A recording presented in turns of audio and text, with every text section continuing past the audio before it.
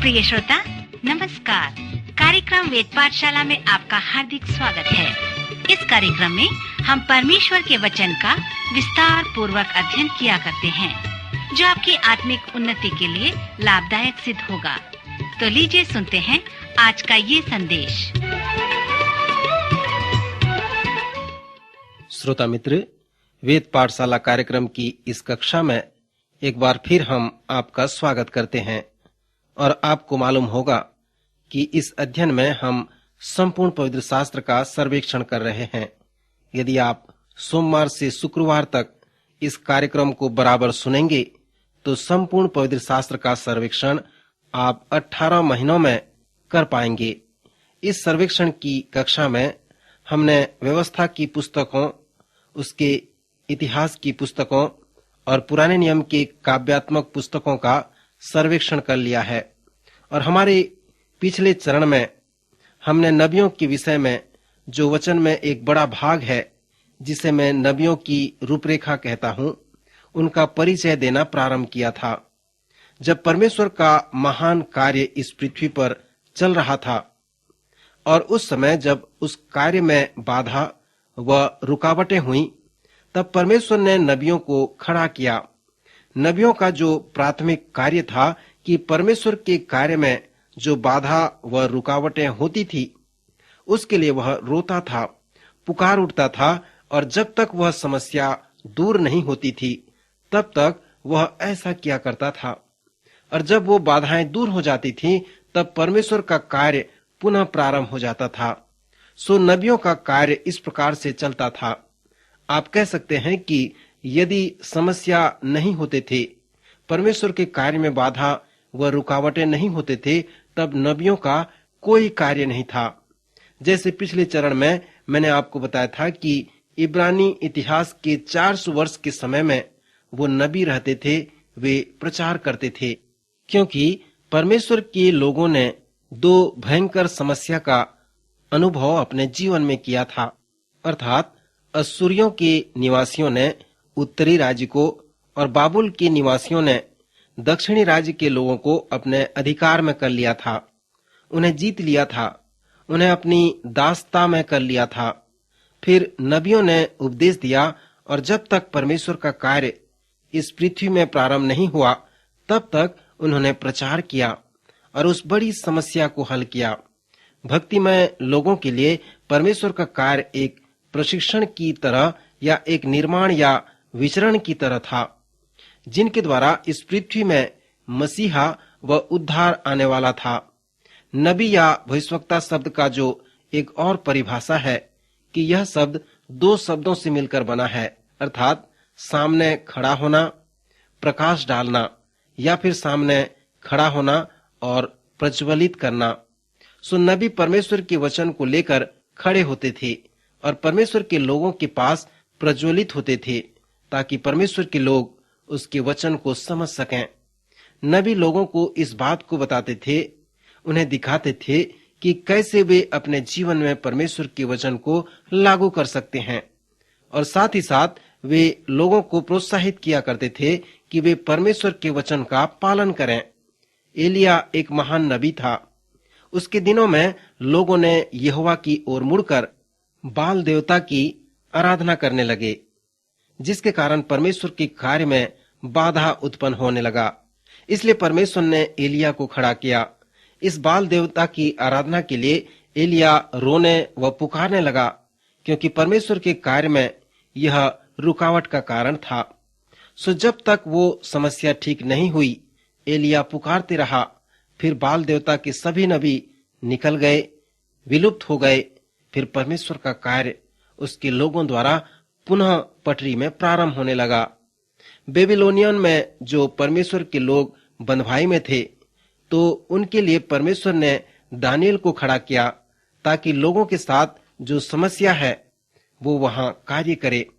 मान लो कि यदि हमें कहा जाए कि जितने मसीह के मानने वाले हैं उन सबको साइबेरिया भेजा जाएगा, जहां पर वे 3 वर्ष तक कोयला खोदेंगे, और मान लो कि सभी गिरजाघरों और सभी आराधनालयों में ताला लगा दिया जाए, तो उनके लोग कहने लगेंगे कि परमेश्वर को अपने कार्य में कोई रुचि नहीं है, वह अब कुछ नहीं करेगा।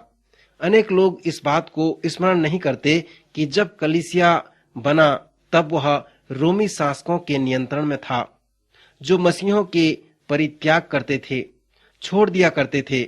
सो इस प्रकार की संस्कृति में कलीसिया का निर्माण हुआ।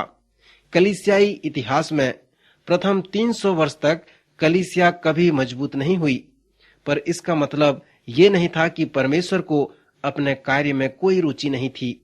दक्षिणी राज्य के लोग जो बाबुल की बंधुआई में थे, जो यहूदा कहलाता था, 70 वर्ष के बाद वे उस बंधुआई से वापस आए। यहूदा के लोग जो उस समय यहूदी कहलाते थे, इस बात को जाना कि 70 वर्ष तक उस बंधुआई का सामना वे कैसे करें, ताकि परमेश्वर अपना पवित्र नगर वहां बना सके। इसलिए परमेश्वर ने दानियेल नामक उस जवान को उस स्थान में खड़ा किया। परमेश्वर ने उसे बुलाया कि वह लोगों की बंधुआई में चले, और जब तक उस बंधुआई का अंत न हो तब तक वह उन्हें बताए कि उसका उन्हें कैसे सामना करना पड़ेगा। बबीलोन के उस बंधुआई के संपूर्ण 70 वर्ष में दानियेल ने अपना जीवन बिताया। जब यरूशलेम का पतन हुआ तब दानियेल किशोरावस्था में ही था। दानियेल और यहेजकेल लगभग एक उम्र के थे। दानियेल ने 9 वर्ष के बाद यहेजकेल बंधुआई में गया। जब वह लगभग 25 वर्ष का था, दानियेल लगभग 14 वर्ष में बंधुआई में गया था। सो उस किशोर अवस्था में परमेश्वर ने दानियेल को एक नबी के रूप में खड़ा किया कि वह लोगों को यह बताए कि उस समय वे बेबीलोन में कैसे जीवन बिताएं। बाद में बाबुल फारस बना। एक नबी के रूप में दानियेल का जो कार्य था कि जब तक लोग बंधुआई से वापस नहीं आते तब तक वह उन्हें ये बताए कि वे उसका कैसे सामना करें। श्रोता मित्र, जैसे आप प्रत्येक भविष्यवक्ता के विषय में अध्ययन करते हैं, तो आप इस प्रकार से प्रश्न पूछें कि परमेश्वर के कार्य में कौन सी बाधा है जिससे कि इस व्यक्ति को, इस नबी को परमेश्वर ने बुलाया है, परमेश्वर ने खड़ा किया है, और इस नबी की सेवा के द्वारा कैसे वो बाधा को जो परमेश्वर के कार्य के लिए रुकावट का कारण है, किस प्रकार परमेश्वर समाधान कर रहा है। उदाहरण के लिए कि हागे नबी के दिनों में बाबुल की बंधुआई से कौन वापस आया था कि परमेश्वर के मंदिर का जो यरूशलेम में था उसका पुनर्निर्माण हो सके। परमेश्वर के लोगों ने कब परमेश्वर के मंदिर का पुनर्निर्माण कार्य प्रारंभ किया? यद्यपि वहां के लोगों ने उन्हें अनुमति दे दी कि वे वापस जाएं और अपने मंदिर का पुनर्निर्माण करें, परंतु जब वे पुनर्निर्माण का कार्य प्रारंभ किए तब लोगों ने उनका विरोध किया, और जब सताव प्रारंभ हुआ तब मंदिर में कार्य करना वो बंद कर दिए। फिर जब तक यहोवा ने हागे को खड़ा नहीं किया, उन्होंने उनके घरों को अपने अधिकार में कर लिया। फिर हागे ने लोगों को प्रचार किया कि क्या तुम्हारे लिए अपने छत वाले घरों में रहने का समय है, जबकि यह भवन उजाड़ पड़ा है। फिर हागे ने लोगों को प्रोत्साहित किया कि वे पहाड़ पर चढ़ जाएं, लकड़ी ले आएं और परमेश्वर के मंदिर का पुनर्निर्माण करें। सो हागे के प्रचार के द्वारा लोगों ने अपना घर बनाना छोड़कर परमेश्वर के मंदिर को बनाना प्रारंभ किया, और उन्होंने परमेश्वर व परमेश्वर के भवन को बनाना प्रथम स्थान दिया। सो इस प्रकार परमेश्वर का कार्य पुनः हागे द्वारा प्रारंभ हुआ, जो हागे के कार्य का उद्देश्य यही था। सो मित्र, आप इस प्रकार पुराने नियम में देखेंगे कि नबियों द्वारा परमेश्वर का कार्य किया गया। नए नियम की पत्रियों में हम इस प्रकार के बराबर के कार्य को देखते हैं। ये जो पत्रियां नए नियम में पाए जाते हैं उसे प्रेरितों ने लिखा। नए नियम में परमेश्वर का कार्य मसीह की कलीसिया के निर्माण का कार्य को दर्शाता है, जो पूरा हुआ।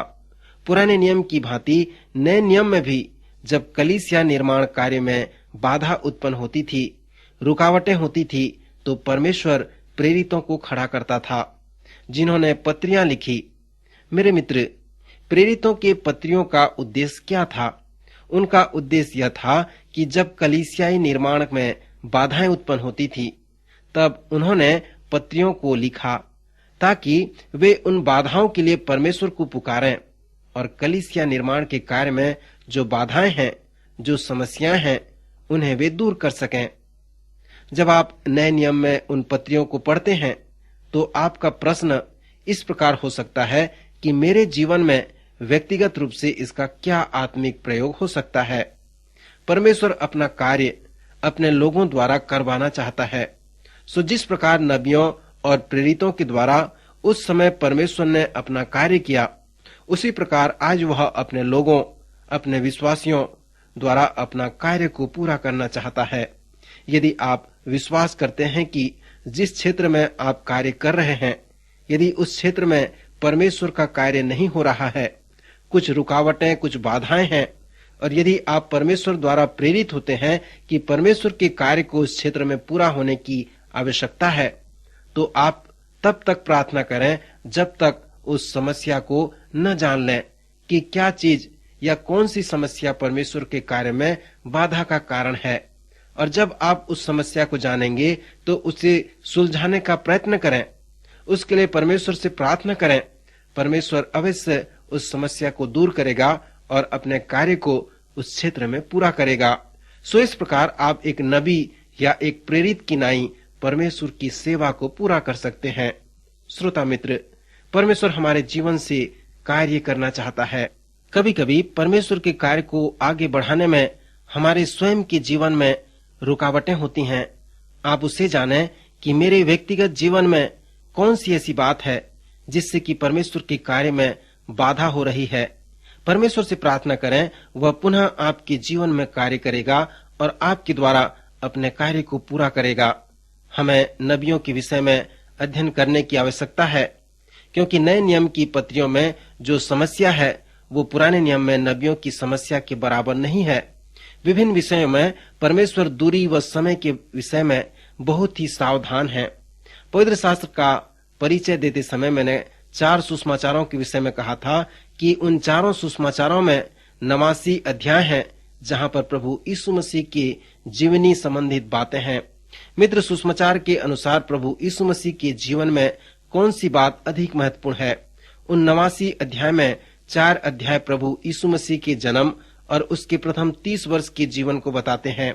फिर 85 अध्याय उसके जीवन के अंतिम 3 वर्ष के जीवन के विषय में बताते हैं। सो प्रभु यीशु मसीह के जीवन में कौन सी बात महत्वपूर्ण है? उसका जन्म, उसका प्रथम 30 वर्ष का जीवन या उसके जीवन का अंतिम सप्ताह? मित्र, मेरे हिसाब से उसका जन्म व प्रथम 30 वर्ष के जीवन की अपेक्षा उसके जीवन का अंतिम सप्ताह 7 गुना अधिक महत्वपूर्ण है। सो जैसे परमेश्वर ने पवित्र शास्त्र लिखा है तो उसमें स्थान व समय महत्वपूर्ण है। अगले कार्यक्रम में हम उन नबियों के विषय में और भी गहराई से अध्ययन करेंगे। आज हम यहीं पर रुकते हैं। प्रभु इन वचनों द्वारा आपको आशीष दे, आपकी सहायता करे।